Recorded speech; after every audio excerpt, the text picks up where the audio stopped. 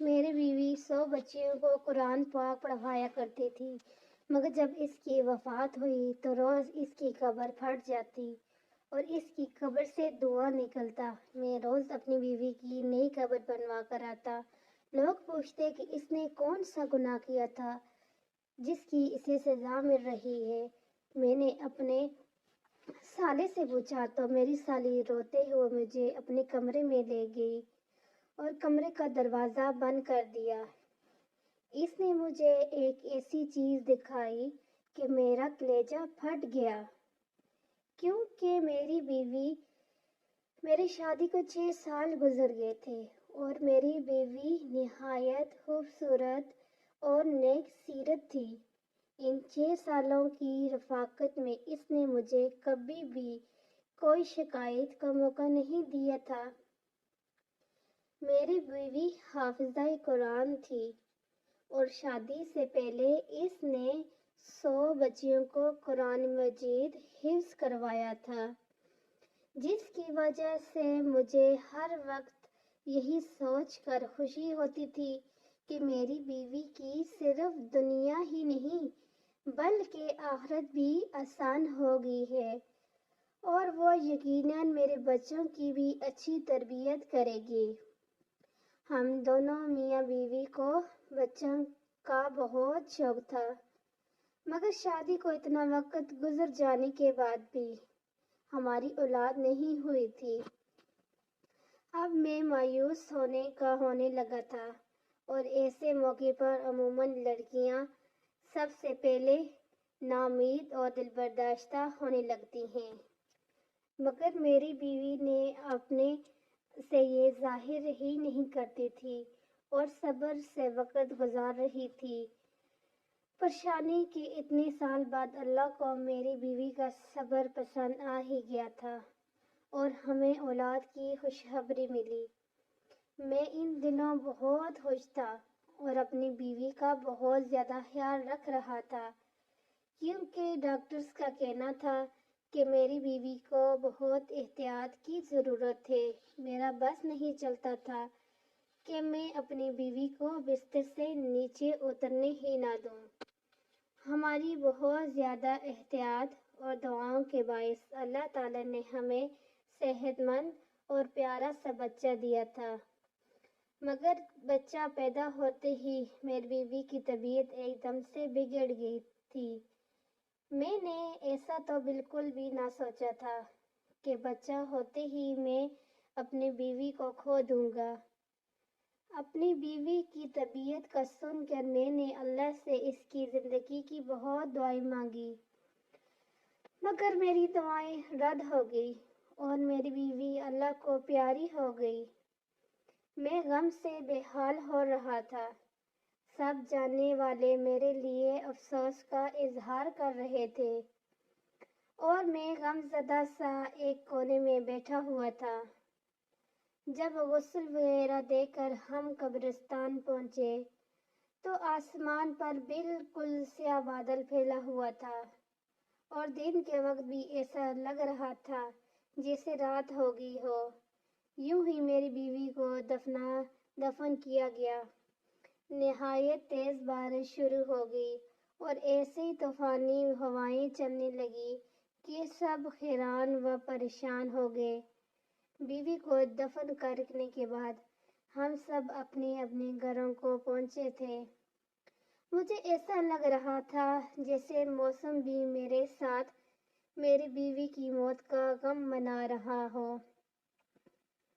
رات دیر تک تیز طوفانی جھکڑ چلتے رہے تھے۔ میرا بچہ فلک میری بیوی کے گھر والوں نے سنبھالا ہوا تھا اور وہ لوگ جو میرے گھر پر ہی قیام پذیر تھے، اس لیے میں بھی بچے کی طرف سے بے فکر ہو کر اپنے کمرے میں اکیلا بیٹھا ہوا اپنی بیوی کو یاد کرتا اور اسے یاد کرتے کرتے میری آنکھ لگ جاتی۔ صبح کے قریب میں نے خواب دیکھا کہ میری بدحال سے بیوی بہت بری طرح رو رہی ہے۔ اپنی بیوی کو اتنی بری طرح روتا دیکھ کر میں تڑپ اٹھا تھا اور اسی وقت میری آنکھ کھل گئی۔ باہر طوفانی بارش اور ہوائیں اب تھم چکی تھی اور آسمان بھی صاف ہو چکا تھا۔ اب مجھے وہ ہوا پریشان کر رہا تھا۔ میں نے ہمیشہ اپنی بیوی کو ہنستے مسکراتے ہی دیکھا تھا۔ اس کا اس طرح رونا، اس کا اس طرح ہوا میں رونا مجھے بھی بہت گھبراہٹ میں مبتلا کر گیا تھا۔ میں نے گھڑی پر وقت دیکھا تو فجر کا وقت تھا۔ میں نے اٹھ کر فجر کی نماز ادا کی اور اپنی بیوی کی مغفرت کی دعا کرنے لگا۔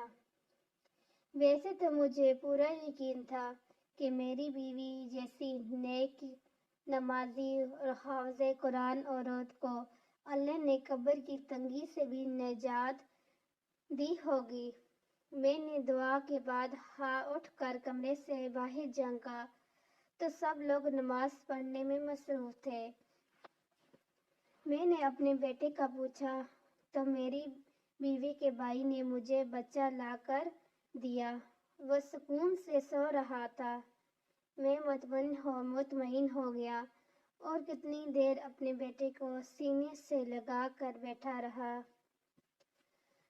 اپنے بچے کو پیار دیکھ کر اپنے گھر سے نکل کر سیدھا قبرستان پہنچ گیا۔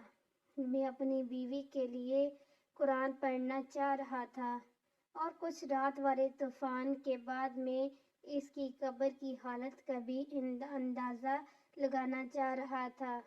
میں قبرستان پہنچ کر اپنی بیوی کی قبر کے پاس پہنچا تو اس کی قبر کی حالت دیکھ کر میرے رونگٹے کھڑے۔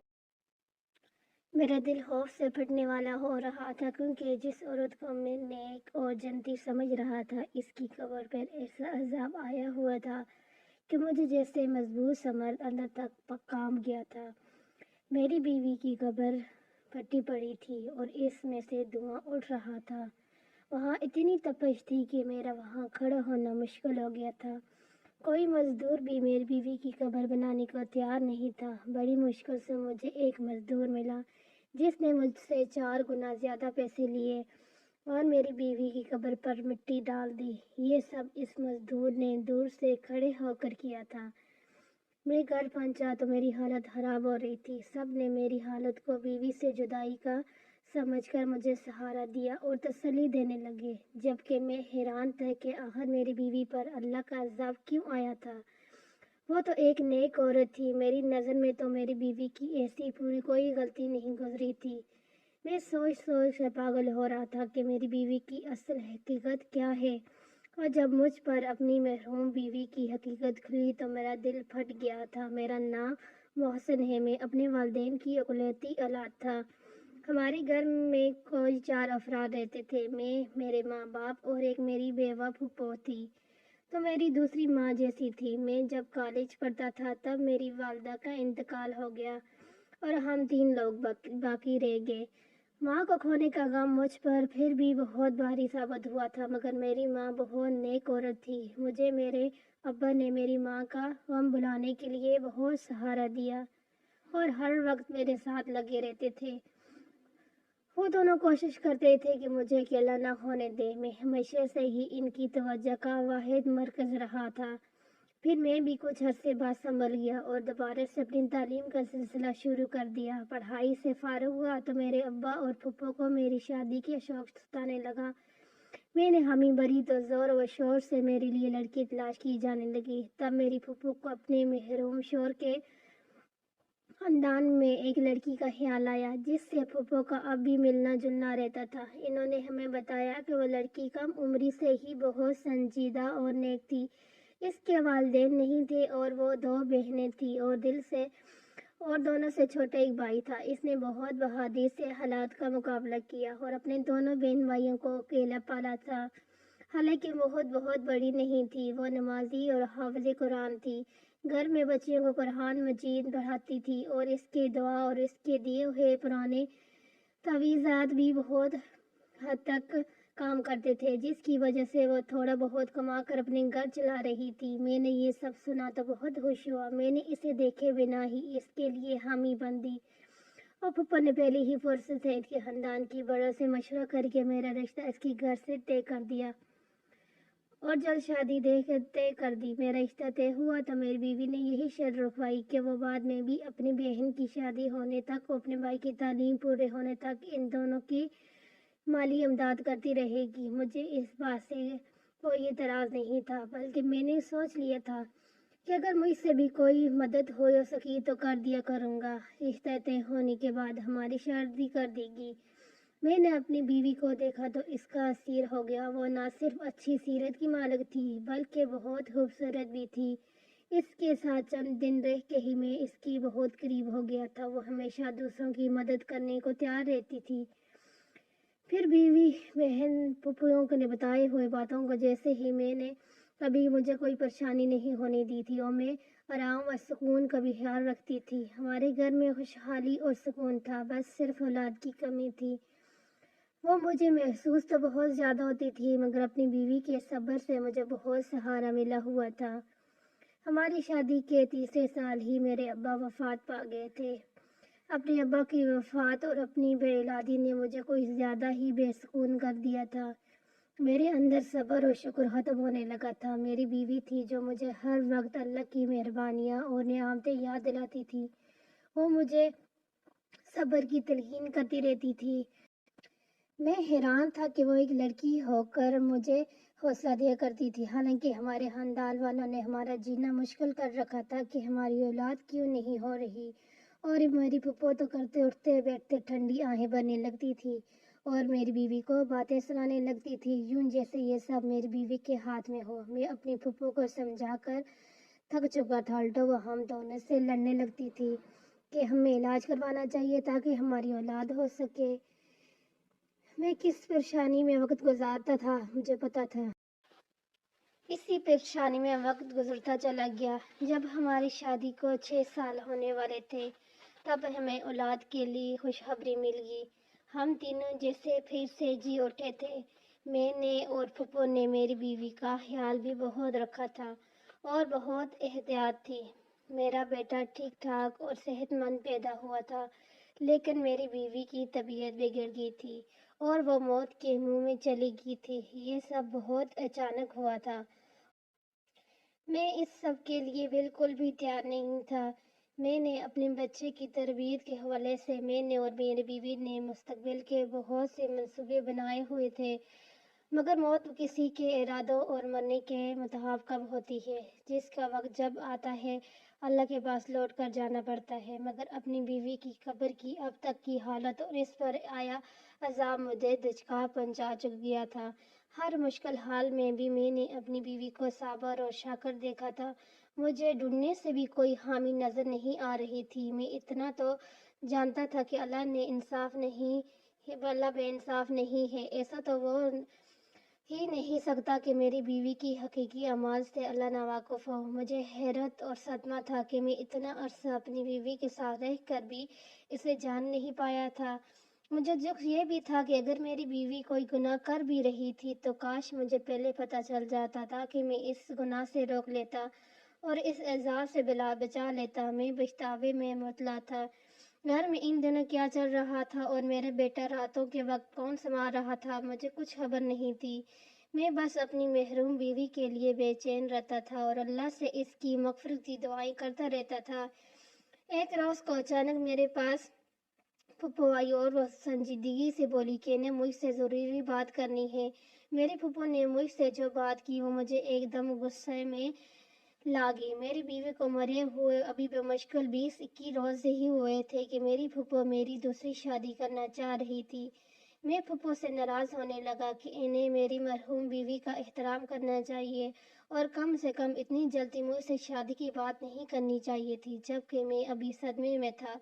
پھپھو نے تحمل سے میری ناراضگی دیکھی اور پھر مجھ سے کہنے لگی کہ وہ بوڑھی ہو گئی ہیں، انہوں نے مجھے یا میرے بیٹے کو نہیں سنبھال سکتی۔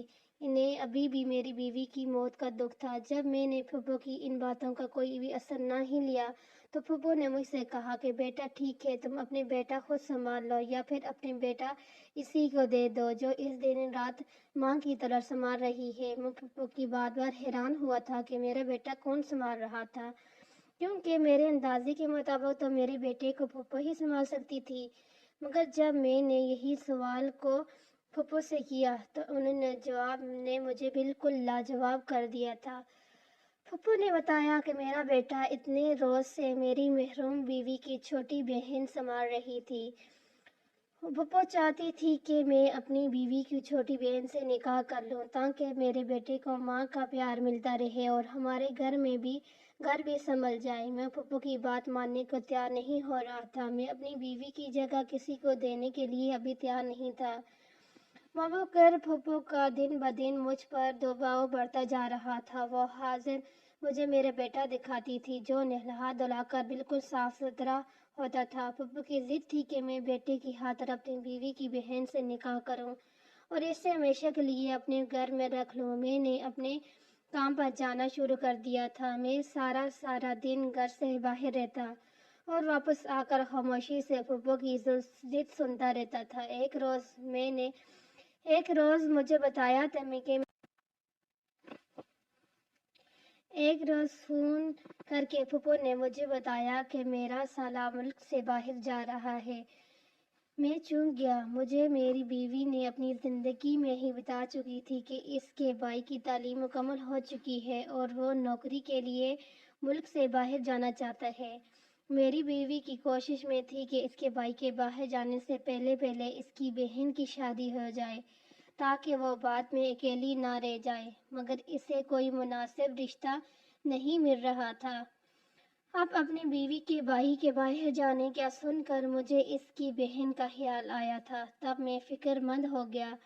اب مجھے خیال آ رہا تھا کہ اگر میں مزید انکار کروں گا تو میری سالی میرے بیٹے کو سنبھالنے کے چکر میں ساری عمر کے لیے کنواری بیٹھی رہ جائے گی۔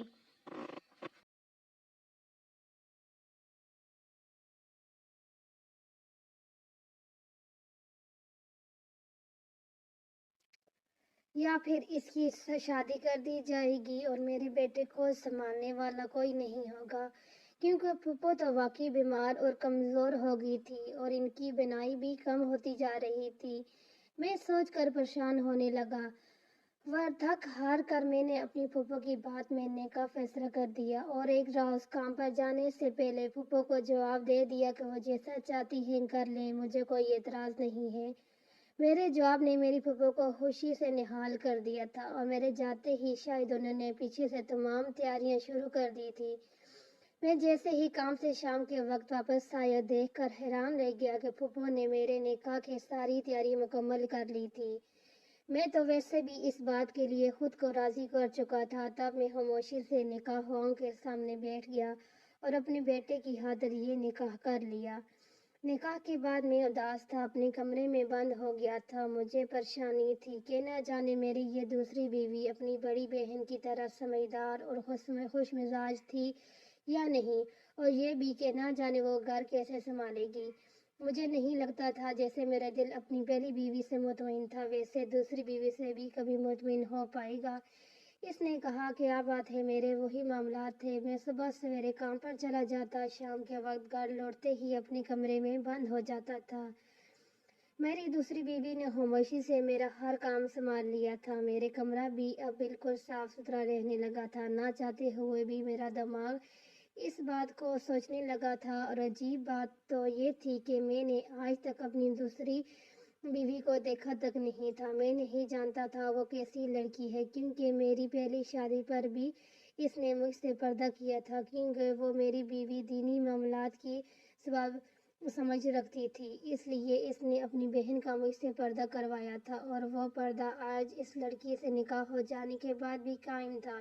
ایک روز میں کام سے جلدی واپس آیا تو اپنے کمرے میں اپنی دوسری بیوی کو دیکھ کر حیران رہ گیا۔ وہ اپنی بڑی بہن سے بھی زیادہ خوبصورت تھی، مگر ایسا نہیں تھا کہ میں حسن پرست تھا اور مجھے اس کا حسن متوجہ کر رہا تھا۔ مجھے جس بات سے اس کی طرف متوجہ کیا تھا وہ اس کے چہرے پر پھیلا سکون اور نرم تاثرات تھے۔ اسے دیکھ کر مجھے ایسا لگا تھا کہ جیسے وہ اپنی بہن کی موت سے بھی خوش اور مطمئن ہو۔ میں نے یہ بات سوچتے ہی عجیب کیفیت میں گر گیا تھا۔ میں نے اسے غصے سے دیکھتے ہوئے سوال کیا کہ وہ اتنی مطمئن کس بات پر ہے؟ میرا سوال یقیناً اس کے لیے عجیب اور غیر متوقع تھا۔ وہ حیران و پریشانی سے مجھے دیکھنے لگی تو میں مزید بولا کہ اسے اپنی بہن کی موت کا افسوس ہی نہیں ہے، الٹا وہ اس کی جگہ لے کر بھی اتنا خوش کیسے رہ سکتی ہے جبکہ اس کی بہن جوانی میں موت کے منہ میں جا چکی تھی اور اس کی آخرت بھی جانے کیسے ہونے والی تھی، کیونکہ اس کو قبر میں عذاب جھیلنا پڑ رہا تھا۔ میں نے اپنی محروم بیوی کا یہ راز مجھے غصے میں سوچے بغیر اس کی بہن کے سامنے بول دیا، مگر میری بات پر جب اس کے چہرے کے تاثرات بدلے تو مجھے اپنی غلطی کا احساس ہوا اور میں چپ ہو گیا۔ میری دوسری بیوی کچھ دیر صدمے سے مجھے دیکھتی رہی اور پھر بری طرح رو پڑی۔ میں اسے روتا دیکھ کر بکھلا گیا تھا۔ روتے روتے وہ اس بات بولنے لگی جس نے مجھے ساخت کر دیا۔ وہ بار بار کہہ رہی تھی کہ مجھے یہی خوف تھا کہ بڑی باجی سے اللہ تعالیٰ ناراض ہو جائے گا اور اسے سخت عذاب دے گا، مگر وہ میری سنتی ہی نہیں تھی۔ میں اپنی بیوی کے الفاظ پر ایک دم حیران رہ گیا تھا، یعنی میری محروم بیوی کچھ ایسا کرتی تھی جس سے اس کی بہن بھی واقف تھی اور اسے روکتی تھی۔ جب میں نے اپنی بیوی سے تفصیل پوچھی تو وہ گڑبڑا گئی اور بات بدلنے کی کوشش کرنے لگی، مگر میں نے سب سچ جاننے کے لیے التجا کی تو اس نے مجھے اپنی بڑی بہن کی عقیدت بتائی، جس سے سن کر میرے ہوش اڑ گئے تھے۔ اس نے بتایا کہ میری بہن واقعی نیک لڑکی تھی اور حافظ قرآن ہونے کی وجہ سے ہر وقت قرآن کی تلاوت کرتی رہتی تھی۔ ایک روز ہمارے محلے میں کسی بچے کو تکلیف ہوئی تو اس کی ماں کی پریشانی پر میری بہن نے جو ہی کچھ آیات پڑھ کر اس بچے پر پھونک دی، جس سے اس بچے کو آرام آ گیا۔ اس واقعے کے بعد میری بہن بہت مشہور ہو گئی کہ وہ نیک ہے، جس کے پاس بیماری اور تکلیف کی شفا ہے۔ اس کے بعد تو طرح طرح کے لوگ ہمارے گھر آنے لگے اور میری بہن تعویذ کے نام پر قرآن کی آیات لکھ کر دیتے تھی اور وہ لوگ چند روپے دے کر چلے جاتے۔ ہمارا گزر بسر ہونے لگا تھا، مگر مشکل حالات کے لیے ہمارے پاس کچھ بھی نہیں تھا۔ اچانک ہمارے بھائی کا ایک گردہ فیل ہو گیا اور وہ ہسپتال میں زندگی اور موت کی کشمکش میں تھا اور ہمارے پاس اس کے علاج کے لیے کچھ بھی نہیں تھا۔ ہم بہت پریشان تھے۔ انہی دنوں ایک مرد میری بہن کے پاس آیا۔ اسے بولا کہ وہ کسی لڑکی سے شادی کرنا چاہتا ہے، مگر وہ لڑکی شادی شدہ ہے۔ وہ چاہتا تھا میری بہن ایسا تعویذ دے کہ لڑکی کی طلاق ہو جائے اور وہ اسے پالے۔ میری بہن نے انکار کر دیا کیونکہ یہ گناہ کا کام تھا، مگر جب اس شخص نے 3 لاکھ روپے دینے کا کہا تو میری بہن نے بھائی کو بچانے کے لیے جانے کاغذ پر ایسا کیا لکھا کہ اس مرد کی خواہش پوری ہو گئی اور ہمارے بھائی کا آسانی سے علاج ہو گیا۔ پھر تو آئے روز ایسے ہی لوگ آنے لگے جو ناجائز مطالبے کے لیے تعویذ بنواتے اور ڈھیروں پیسے پکڑا کر چلے جاتے۔